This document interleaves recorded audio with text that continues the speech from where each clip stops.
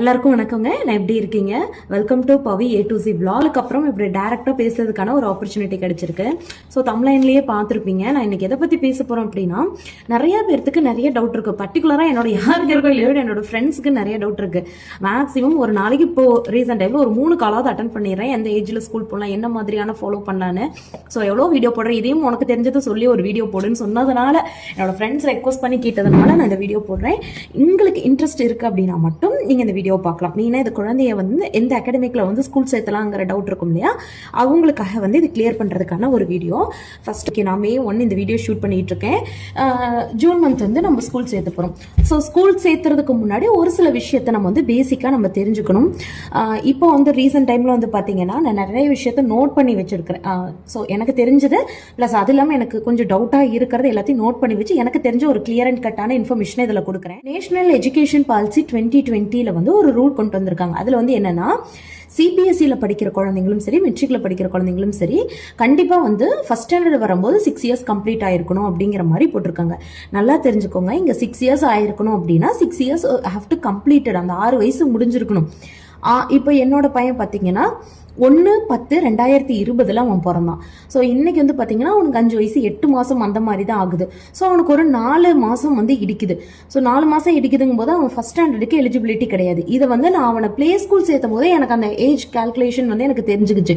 So ஒரு சில schools எல்லாம் வந்து எங்ககிட்ட வந்து ஓப்பனாக சொல்லிட்டாங்க, லைக் இந்த மாதிரி வந்து ஸ்கூல்ஸ் ரூல்ஸ் எல்லாம் இருக்குன்னா எங்களுக்கு பயங்கர கன்ஃபியூஸ்டாக இருந்தது. ஸோ நாங்கள் விசாரிச்ச வரைக்கும் கவர்மெண்டோட ஏஜ் அந்த அவங்க சொல்றக்கூடிய அந்த ஏஜ் கால்குலேஷன்ல வந்து யாஷிக் வந்து இந்த இயர் ஃபர்ஸ்ட் ஸ்டாண்டர்ட் போறதுக்கு எலிஜிபிலிட்டி கிடையாது. அவனுக்கு ஒரு 4 மாசம் இடிக்குது. ஸோ ஒரு மாசம் இடிக்குது, 2 மாசம் இடிக்குது அப்படின்னா ஒரு சில ஸ்கூல்ல வந்து கொஞ்சம் ஃபிளெக்சிபிள் ஆகி சேர்த்திக்கிறாங்க. பட் இது எந்த அளவுக்கு அவங்க சேர்த்திக்கிறாங்க, பின்னாடி அவங்க என்ன பண்ண போறாங்கன்னு எனக்கு தெரியலீங்க. எனக்கு வந்து உங்க குழந்தை வந்து 10th போர்டு எக்ஸாம் எழுதும் போது அவங்களுக்கு வந்து 15 இருந்து 16 வயசுக்குள்ள இருக்கணும். ஈவன் 16 வயசுக்கு மேல இருந்ததுன்னா பிரச்சனை கிடையாது. 15 வயசுக்கு கம்மியா தான் இருக்கிறாங்கும் போது அங்க வந்து ஒரு ப்ராப்ளம் வரும். அதை வந்து அது குழந்தைங்களுக்கு வந்து மென்டல் ப்ரெஷர் ஆயிடும். ரெண்டாவது இன்னொரு விஷயம், ஒரு 7th 8th 9th அந்த மாதிரி ஸ்டேஜ் போறப்ப எகெயின் நம்ம வந்து அவங்களுக்கு இல்ல உங்களுக்கு ஏஜ் பார் கம்மியா இருக்குது, நீங்க வந்து திருப்பி கிளாஸ் ரிப்பீட் பண்ணுங்க. ஏன்னா மேபி இப்பதான் இந்த ரூல் வந்திருக்கு, 2020 வந்திருக்குது. இப்ப 6 இயர்ஸ் இந்த ரூல் அப்ளிகேஷன்ல இருக்கு. இன்னும் போக போக இது எப்படி ஸ்ட்ரிக்ட் ஆகுன்னு தெரியல. இன்கேஸ் அப்படி ஸ்ட்ரிக்ட் ஆகிறப்போ இல்ல உங்க குழந்தைய வந்து நீங்க திருப்பியும் அதே ஸ்டாண்டர்டை ரிப்பீட் பண்ணுங்க, லைக் 8th திருப்பி படிங்க, 7th திருப்பி படிங்க அப்படின்னு சொல்லும்போது அது குழந்தைங்களுக்கு நல்லா இப்ப விவரம் தெரிஞ்சிடும். ரொம்ப அவங்களுக்கு கஷ்டமா இருக்கும். ஏன்னா நம்ம கூட படிச்சவங்க அடுத்த கிளாஸ் அப்டேட் ஆகி போகும்போது அவங்க வந்து அங்க படிக்கிறதுக்கு அவங்க விரும்ப மாட்டாங்க. இன்னொரு விஷயம் என்னதுன்னா, ஃபீஸையும் நம்ம யோசிக்கணும். இப்போ ஒரு ஐபி ஸ்கூல்ல சேர்த்திருக்கோம், ஒரு சிபிஎஸ்சி சேர்த்திருக்கோம், ஒரு மெட்ரிக்ல சேர்த்திருக்கோம் அப்படிங்கிற பட்சத்துல இன்னைக்கு வந்து எந்த ஸ்கூலுமே வந்து ஃபீஸ் வந்து அவ்வளோ அஃபோர்டபுளான ஃபீஸஸ் கிடையாது. ஏன்னா இன்னைக்கு இருக்கிற விலைவாசிக்கு அவங்களுக்கு அதுக்கு தகுந்த மாதிரி ஃபீஸஸ் எல்லாம் வாங்குறாங்க. அப்படி இருக்கும்போது நாம வந்து திருப்பியும் அந்த ஃபீஸ் எவ்வளவு பெரிய அமௌண்ட்டை வந்து நம்ம திருப்பியும் கட்டுற மாதிரி இருக்கும். பெட்டர் அதுக்கு நல்லா யோசிச்சு இந்த first standard LKG UKG first standard இதுக்குள்ளேயே நம்ம கிளாஸஸ் ரிப்பீட் பண்றோங்கும் போது அது பெருசா குழந்தைங்களுக்கு இம்பாக்ட் ஆகாது. இன்னைக்கு என் குழந்தை நல்லா ஏபிசிடி எழுதுறான், நல்லா படிக்கிறான், அவன் படிச்சுக்குவான்னு சொல்லி நீங்க வந்து அதை வந்து சேர்த்துறீங்க, இல்ல என் குழந்தை கண்டிப்பா படிச்சிரும் அப்படின்னா அது உங்களோட ப்ரியாரிட்டி. நீங்க என்ன நினைக்கிறீங்கிறத இங்க முக்கியம். பட் கவர்மெண்ட் சொல்ற ரூல் வந்து இதுதான். ஏன் வந்து இவங்க வந்து இந்த அளவுக்கு வந்து கண்டிப்பா 6 இயர்ஸ் கம்ப்ளீட் ஆயிருக்கணும் அப்படின்னு சொல்றாங்கன்னா, ஒண்ணு அந்த பர்டிகுலரா இனிமே வரக்கூடிய சிலபஸை வந்து குழந்தைங்க வந்து புரிஞ்சுக்கணும். அந்த மென்டல் மெச்சூரிட்டி அவங்களுக்கு வேணும், ரைட்டிங் எபிலிட்டி வேணும். ஓனா ரைட் பண்றதுக்கு ஒரு சென்டென்ஸோ ஒரு மேக்ஸோ ஒரு பிசிக்ஸோ ஒரு கெமிஸ்ட்ரியோ படிக்கிறாங்க அப்படின்னா அது என்ன ஏதுன்னு குழந்தைங்களுக்கு புரிஞ்சு படிக்கக்கூடிய அந்த மென்டல் மெச்சூரிட்டி வேணும், ரைட்டிங் ஸ்கில்ஸ் வேணும். ரெண்டாவது அவங்களுக்கு ரொம்ப ஸ்ட்ரெஸ்ஸை வந்து ஹேண்டில் பண்ண முடியாம போயிடுது. லைக் ஒரு ஏஜ் 6 இயர்ஸ்க்கு முன்னாடி சேர்ற குழந்தைங்களால. அப்போ வந்து பாத்தீங்கன்னா இதுக்கு முன்னாடி இருக்கிற குழந்தைங்க எப்படி எழுதுனாங்கன்னு தெரியல. பட் இந்த ரூல் 2020 வந்தது.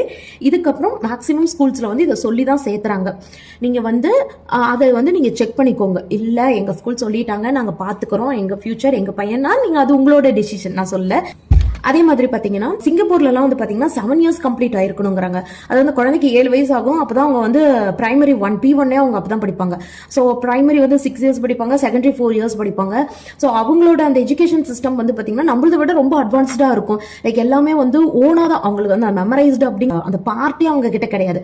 ஃபுல்லாவே வந்து அவங்க புரிஞ்சு எழுதுற மாதிரி தான். அப்போ அதுக்கான அந்த ஏஜ் கேட்டகரி அங்க வச்சிருக்காங்க. இப்ப நம்ம குழந்தைங்க நான் சொல்றேங்க, இப்போ ஒரு 9வது படிக்கிற பையனையும் ஒரு 10வது படிக்கிற பையனையும் ஒரே மாதிரி சிலபஸ் கொடுத்து படின்னு சொல்லும்போது 10வது படிக்கிற பையனுக்கான மென்டல் அந்த மெச்சூரிட்டி யோசிச்சு பாருங்க, 9வது படிக்கிற பையனோட மென்டல் மெச்சூரிட்டி யோசிச்சு பாருங்க. இதையெல்லாம் யோசிச்சு தான் இதுல வந்து 10வது படிக்கிற பையனால, அதாவது கொஞ்சம் ஏஜ் அதிகமா இருக்கிற பையனால ஓரளவுக்கு அதை புரிஞ்சுக்க முடியும், ஏஜ் கம்மியா இருக்கிற பையனுக்கு அதை புரிஞ்சுக்க கொஞ்சம் கஷ்டமா இருக்கும்.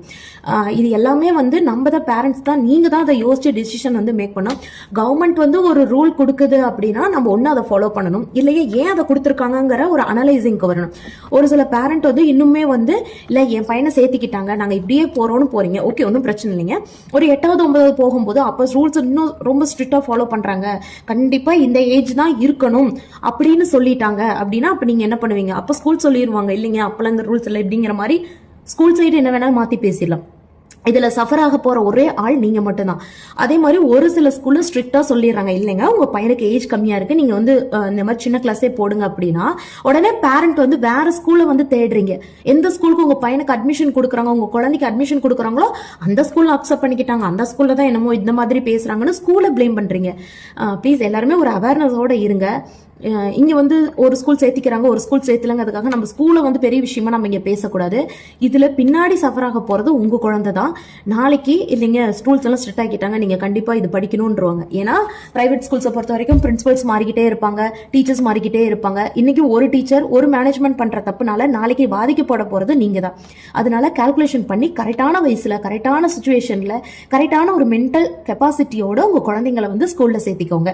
இப்ப என்னோட பையனை எடுத்துக்கிட்டீங்கன்னா அவன் வந்து ப்ரீகேஜி 2 வருஷம் அவன் படிச்சான். அதுக்கப்புறம் தான் இந்த இயர் தான் எல்கேஜி போட்டிருக்கோம், இந்த நெக்ஸ்ட் அகாடமிக் இயர் வந்து அவன் யூகேஜி போக போறான். ஸோ அவன் ஃபர்ஸ்ட் ஸ்டாண்டர்ட் போகும்போது பார்த்தீங்கன்னா அவன் 6 இயர்ஸ்க்கு மேலே, அதாவது 6 இயர்ஸ் ஒரு 5 months 6 months ஆட்டம் ஆயிடுது. எனக்கு அது பிரச்சனையே கிடையாது. அவனுக்கு ஒரு 4 மாசம் இடிக்குதுங்கும் போது பரவாயில்ல போன்னு சொல்லி நான் தள்ளி விட்டுட்டேன்னா அந்த 4 மாசத்தினால பின்னாடி என் பையன் தான் கஷ்டப்பட போறான். அன்னைக்கு பெரிய பையனோட அவன் போட்டி போட்டுட்டு படிக்க முடியாம போறதுக்கு கவர்மெண்ட் ஸ்கூல் ரூல்ஸ் படி நம்ம ப்ராப்பரா போய்க்கிறது தான் நல்லதுங்க. நேஷனல் எஜுகேஷன் பாலிசி 2020 நீங்க கூகுள்ல சர்ச் பண்ணீங்க அப்படின்னாவே உங்களுக்கு எல்லா டீட்டெயிலும் கிடைக்கும். உங்க ஈவன் உங்க எல்லாத்திட்டையுமே சாட் ஜிபிடி இருக்கு இல்லையா, ஜெமினி இருக்கு இல்லையா, உங்க குழந்தையோட டேட் ஆஃப் பர்த் சொல்லி எந்த குழந்தை சிபிஎஸ்இ படிக்கிறதுக்கு ஏஜ் கேட்டகரிக்கு எலிஜிபிளா இல்லையான்னு கேட்டீங்கன்னா அவங்களே உங்களுக்கு கிளியரா சொல்லிடுவாங்க. எல்லா டீட்டெயிலுமே உங்களுக்கு அவங்களே சொல்லிடுவாங்க. ஸோ அதெல்லாம் பார்த்துட்டு செய்துங்க. ஒரு 2020 அக்டோபர் மந்த் என்னோட பையன் பிறந்தது. அவனுக்கு அப்புறம் 2-3 மாசம் கழிச்சு பிறந்த குழந்தைங்க, நிறைய குழந்தைங்க இப்போ ஃபர்ஸ்ட் ஸ்டாண்டர்ட் படிக்கிறாங்க. அதுலயே இன்னும் ஒரு சில குழந்தைங்க வந்து யூகேஜி தான் படிக்கிறாங்க. இன்னைக்கு குழந்தைய ஃபர்ஸ்ட் ஸ்டாண்டர்ட் சேர்த்துக்கிட்டாங்கன்னு என்னோட பையனையும் ஃபர்ஸ்ட் ஸ்டாண்டர்டுக்கு ஸ்கூலுக்கு அக்செப்ட் பண்ணிக்குவாங்க, மாட்டேன்னு சொல்ல மாட்டாங்க. பட் பின்னாடி வரக்கூடிய பின்னாடி வந்து ஏதாவது ரூல்ஸ் எல்லாம் ஸ்ட்ரிக்ட் ஆக்கிட்டாங்க, இல்ல சிலபஸ் வந்து ரொம்ப பேர்டன் ஆகுது, பையனால படிக்க முடியலன்னா அங்க நான் சஃபர் ஆக போறதில்லை, கண்டிப்பா என் குழந்தை தான் சஃபர் ஆகும். அதனால கவர்மெண்ட் சொல்ற ரூல்ஸை ஃபாலோ பண்ணுங்க. 2வது, ஒரு வருஷம் உங்க குழந்தை பின்தங்கி படிக்கிறதுல வந்து தப்பு கிடையாது.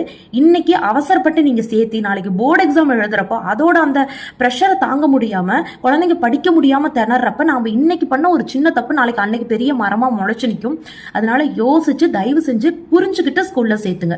ஏன்னா ஐபி ஸ்கூல்ஸ்க்கெல்லாம் வந்து வேற மாதிரி ஒரு ரூல்ஸ் எல்லாம் ஃபாலோ பண்றாங்க. லைக் அவங்களுக்குலாம் வந்து பாத்தீங்கன்னா 5 இயர்ஸ்ங்கும் போதே 5.5 இயர்ஸ்லயே வந்து அக்செப்ட் பண்ணிக்கிறாங்க. ஐபி பத்தி எனக்கு இன்னும் அவ்வளோ கிளியரா தெரியல. பட் மெட்ரிகுலேஷன்லயும் சரி சிபிஎஸ்சிலையும் சரி இதை தான் அவங்க ஸ்ட்ரிக்டா ஃபாலோ பண்றாங்க. லைக் 6 இயர்ஸ் கம்ப்ளீட் ஆயிருக்கணும் அப்படிங்கிறது. நிறைய பேர் வந்து 5 வயசு முடிஞ்ச உடனே வந்து அதான் 5 வயசு 6 மாசம் இது 6 வயசு பிறந்துருச்சு அப்படிங்கிறீங்க. 6 இயர்ஸ் கம்ப்ளீட் ஆகணும்.